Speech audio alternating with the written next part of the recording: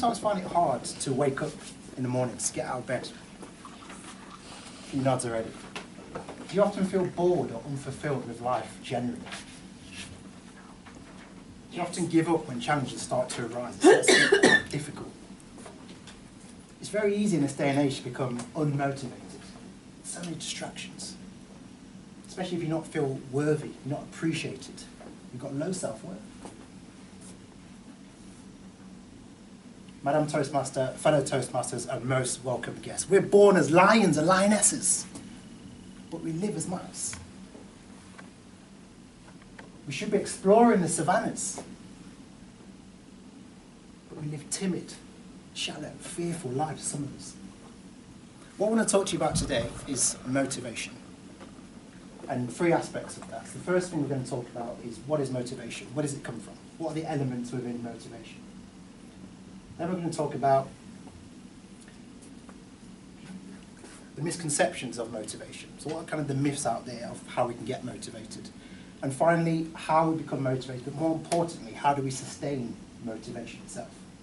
So before I go into content, I'd like to get a few shares from you guys as the audience today, in terms of, if someone asks you what is motivation, what does it mean to you? It's one of these things which, in personal development, self-improvement, there's so many different opinions, perspectives. As Mitch was saying before, there's no right or wrong, it's just your own opinion. So if I said to you, what is motivation? What would you guys say? Asma? Mine would be passion, the want to do something. Okay. So I'm left-handed, so Good. it's slightly awkward. Passion? Yeah. Okay. Having a motive to do something, a reason. Having a reason, motive?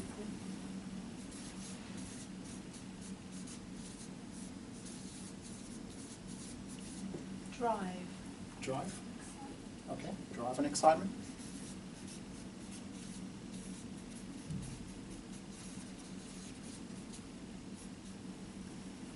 And Something you could feel, send a tingle down the back of your neck. yeah, absolutely. That sensation, tingle. So it's like to be actual verbs, so you can talk about doing lots of stuff, but to actually do it, to actually go from I want to do it to I'm actually writing up an agenda or something. It's like doing. The doing aspect, yeah. So you get motivation from actually making the action, essentially doing the action. Yeah. Yeah.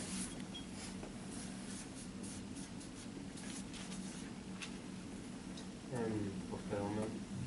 Great, fulfillment.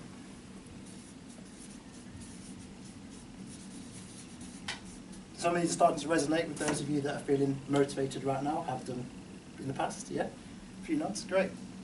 So in the context of Toastmasters, for those of you that have mentored people, that have coached people, or even outside of Toastmasters, your own business, your personal life, your family and friends, what would you say are the motivators? So what are the triggers?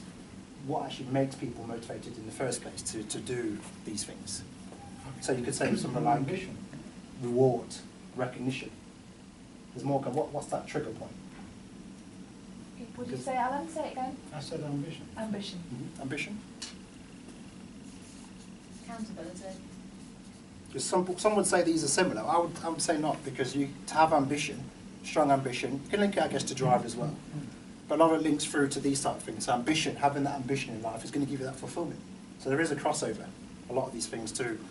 Defining motivation, and what are the actual, the trigger points, what are the aspects which get you motivated in the first place? Reaching a goal. Reaching a goal.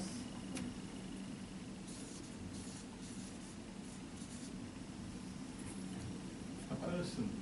You've met a person. Person, been inspired by I something. met you. Yeah, thank you. Likewise. Inspiration or role model. Competition. Competition. Accountability. Accountability. You're being really nice. Everyone's forgotten about financial reward. I was just going to Reward. say, not just financial, but medals and badges, That's and right. certificates and things like that. It's a competition.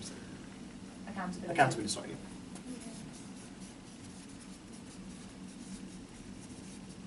So the list could go on and on. There's numerous aspects. I think it's a topic which we've all got our own perspective and thoughts and feelings. But when I was doing a bit of research for this speech, one particular quote, I guess, I came across, which was a different angle altogether. It said that at some point, at some point the pain of not doing it becomes greater than actually doing it. So at some point the pain of not doing it becomes greater than actually doing it. And I think that really puts nail on the head. It puts it all into context. That essentially is the essence of motivation, that change is actually easier than staying the same. That's the essence of motivation. So in terms of motivation itself, more flip charts. And again, this is just my personal opinion of my experience so far in what's got me motivated to do different aspects, things in my life. I'd say the first key element of motivation is activation.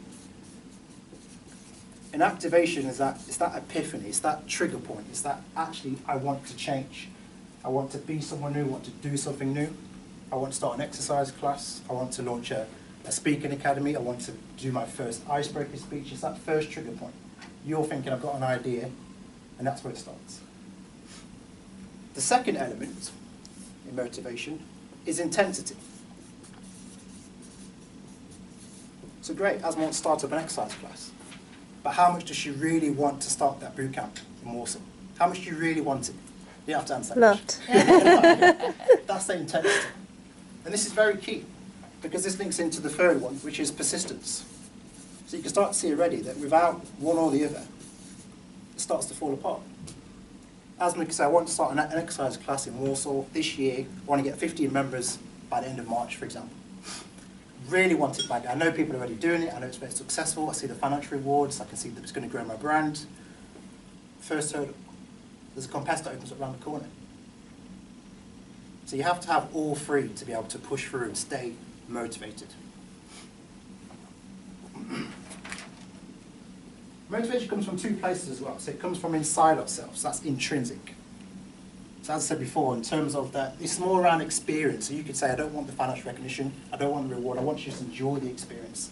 I want to start my speaking journey, I want to do my icebreaker because I just love speaking. I want to push through those fears I've always had. I don't care about being on TEDx. I don't care about being a keynote speaker. I just want to do it for me. The second aspect is extrinsic. So it's outside yourself. And that's when it comes back to some of those key things we spoke about on here, which is more around the rewards, the recognition. So you can say, I don't care how hard it's going to be to set up the exercise class, because I know in 2 years' time, when I'm the biggest boot camp in the West Midlands, the financial rewards would be amazing. I can grow this as a franchise. So that's what's keeping you pushed through.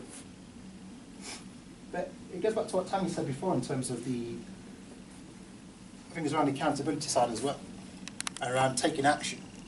A lot of people, one of the myths around motivation is that you have to actually, you get momentum from taking action. It's true. You do get momentum from taking action. That has to start with something small. So in the context of Toastmasters, you could be like, okay, I want to start off with table topics. That's my comfort zone. I'm going to do table topics. I'm going to really nail the structure of doing a table topic speech. You've taken that small bit of action. You've got great feedback from your committee men, from your evaluators. You come to a day like this, and before you know it, you're doing an actual speech, a leadership speech. You've got momentum now to drive forward. Anyone here heard of Newton's law? Show of hands. In Newton's law, it says that an object in motion tends to stay in motion. An object in motion tends to stay in motion. So it's all about momentum. So once you've broken through, you've done your first tabletop, and you think, it wasn't that bad. Got great feedback. I can do it. There's a system to follow. There's techniques. There's a way to structure my impromptu talk. It felt great to be at the front. Got great feedback. Now I can start to push through. Take more action. I've got momentum now to start going through the Toastmasters program. And this is one of the reasons why motivation is quite a personal thing to myself, is that this is my 7th speech now in about 4 months. 7th speech in 4 months. And prior to that, I'd only done 2 in about a year and a half. So it shows you that from just joining the committee with the lovely ladies Asma, Mish and Tanya, and having that heightened sense of responsibility, I now want to be that leader. I now want to start to go through the program, be a more advanced speaker. So I've got momentum now, and that's starting to portray into me doing more speeches, speaking to you guys, being part of weekend workshops like this. So in terms of how to stay motivated, this is one of the most tricky parts, I think.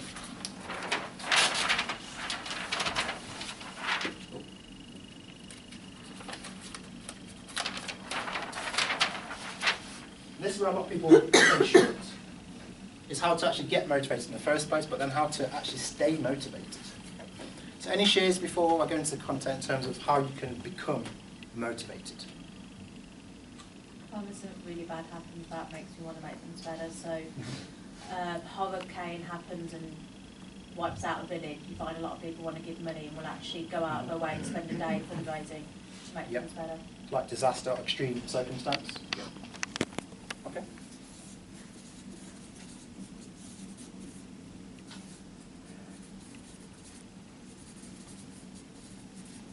I suppose along similar lines, it's injustice Okay. or Yep. ignorance, and to put that right.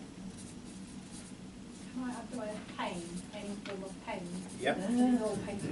Absolutely. And all that share any stories of when the time when they felt really, I can't bother to do this. You really don't want to do this, but you did it anyway. What actually made you do that? Anyone like to? Everybody's icebreaker. Exactly.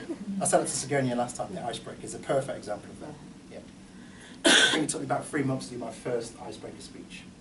I was turning up, but I just didn't do it. It just felt too big a task. But most people normally end up doing, people who put up a icebreaker normally do it because they say, someone's come up and said, okay, you will do it next week. I'm like, yeah, and then the person goes, are you doing it? And that's the accountability saying, I'm watching it. With certain people, I know. Saying, not just yourself, I did it to a lot of other people here as well, actually. So initially, she didn't actually want to do 7 speeches in 10 months, but because she had someone watching, Peer pressure. she did peer pressure, yeah. Just forced into it, so. And it works. Yes. Some people respond well to that nudge, that push. Yeah, some It's people a gentle crumble and from it. kind push. It's not a Yeah. ordering push or It's always. yeah, it's an appropriate one. Yeah. When the goals are set between the two people and they both want it. Yes, exactly. Any other shares? I focus on how I'm going to feel afterwards, because quite often Yep. there are tasks I don't want to do, especially running a business. There's Yep. loads of stuff I don't want to do, but I have to do it because I don't have staff. So I concentrate on how fantastic I'll feel when it's done. So is that achievement feeling, Yeah, in a sense? it's like I can feel the reward before I've even done it. Yeah. That high the reward gives you. Yeah. Some of it's just self-talk. Like, I don't like going to the Yeah. gym, but I have Yeah. to talk myself beforehand. Like, Yeah. come on, it's only going to be half an hour and I'll stay for an hour. But I have to like have the little pep talk to get there. That's a very good point. And that comes back down to that you get the motivation from taking action, even just small action. So for example, if you don't like going to the gym, you can put your running kit out downstairs by the door the night before. And just by doing that, straight away, when you're sleeping overnight, subconscious mind's working, go to the gym in the morning. Your kit's already there. You come downstairs thinking, how can I not go to the gym? The bag's already there. Water's out, car keys are there, sorted. So it's just by taking that small first action. It makes it sound so easy. Another motivator is envy. Yes. Oh. Yeah, absolutely. So that's a competition, isn't it? So Not even that, they haven't to know. For me, it's remembering why I'm doing this, like, Yeah. you know what I mean? That purpose, that. Yeah. Yeah, absolutely. And we touched on this quite a few times today in terms of like masterminds, power groups, coaches, mentors. It all comes back down to that purpose. That's ultimately what gets you out of bed in the morning to do anything, is what is the purpose of doing that. That's the thing you stick around your house to Absolutely. remind you every day. Yeah, on your vision board. Yeah. Yep, absolutely. So in terms of my take on this, a lot of it, I think, motivation is self-motivation. So it all starts with yourself. And I was saying before the start that you can't give somebody motivation. It has to come from within most of the time. And what I found works quite well for myself and from mentoring other people as well is you first have to start with the comfort zone. So where is somebody currently in their comfort zone? Recognise what does comfort zone mean for this person in terms of what they want to achieve. So if it is in the context of Toastmasters, you could say someone comes in as a new guest, I'm fearful, I'm shaking like a leaf, I've not been in front of 20 people before, how do I even just make the first step? You can say, you can do a tabletop. It can be in a small group. It doesn't have to be in front of the audience. You can do it in a small group, in a breakout session, 3 people, just doing a quick, hi, I'm Shaun, I'm here for X, Y, Z. So it's recognising what is that person's comfort zone first and foremost. Secondly, you then start to change that person's outlook. So you can say, okay, so you want to become a more competent communicator, not on stage, but just being able to hold yourself in front of your family, in front of your friends, in front of new social circles. So you've got to change that person's outlook. You've got to say, okay, so you want to do table topics. The next step then is doing it in front of a new audience on a weekend, for example, or doing it more regularly in your club. So to be able to learn the structure, be able to execute, stay within your time, and enjoy it. Just change that person's outlook. Thirdly, is then setting rules and rituals. And this is really what separates professionals from amateurs, is rituals. Whether you're an Olympic athlete, whether you're a top TV presenter, whether you're a business owner, it could be any walk of life. You're setting a set of rituals. So how are you going to keep yourself motivated? So I want to become the best table topic speaker in the West Midlands. Great. So what you've got to do first? Start watching other table topics on YouTube, for example. Start learning about the actual proven structures. Start recording yourself and trying to improve yourself back. It's that set of rituals that everybody has to get to that next level. And fourthly, it's around finding inspiration. So back to what Richard was saying in terms of having that person that's a role model. Who do you look up to? I was saying to Mission and Break that Craig Valentine, I forgot, used to be still a Toastmaster, I believe. What a great inspiration. He's now deemed as one of the best speakers in the world. And he's come through the same program. So that's great inspiration. So, summarise all the points made, lots of points there. We're starting off first with defining motivation. It's quite clear that everyone has their own opinion, their own perspective of what motivation means to them and what actually triggers them to become and stay motivated. Then we spoke about the misconceptions of motivation in terms of having to take that first action first, no matter how small, to be able to first get that momentum to continue. And then we discussed around how to get motivated in the first place, but then more importantly, how to sustain that. How do you keep yourself going on to achieve your purpose and not have so much envy around what other people are doing in their lives as well. Okay, my name is